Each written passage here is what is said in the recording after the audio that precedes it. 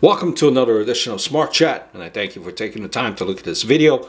Check out my other two channels, Tom Brand 1 Thoughts and the Tom Brand 1 Hilarious, I promise you.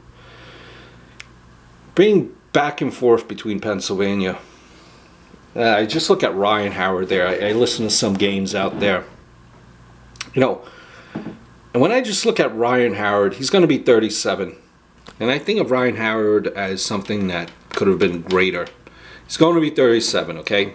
He's currently hitting, I think, 199. He tore his Achilles a few years ago. He can't run.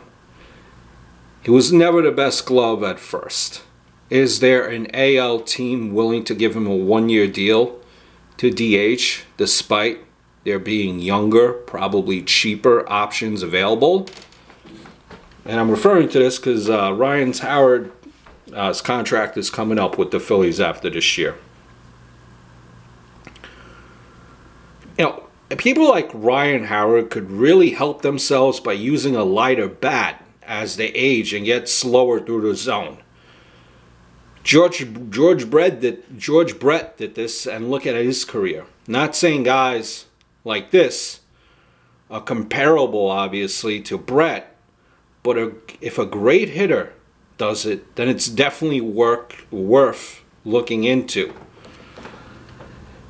I mean, because I know he's a big guy, okay, Ryan Howard. But does he have to swing half a tree? Honestly, when he goes up there, I believe a lighter bat would make an impact on his swing. But at this point in his career, there's really might not be just not much left. Honestly, I know Father Time is undefeated. This isn't a rough patch, most likely. This is what happens when you get old. And, you know, relatively speaking in baseball terms, he is old. You know, yes, you know, his weaknesses are perfectly well documented. And yes, his contract was high. But ask yourself, okay, at the end of the day, how much is one of your franchise's World Series that he helped? How much is that worth in winning? That he helped win? How much is the first player in your franchise history to hit 50 home runs in a year worth? How much is 5 division flags worth? Of course, that's not all down just to one man.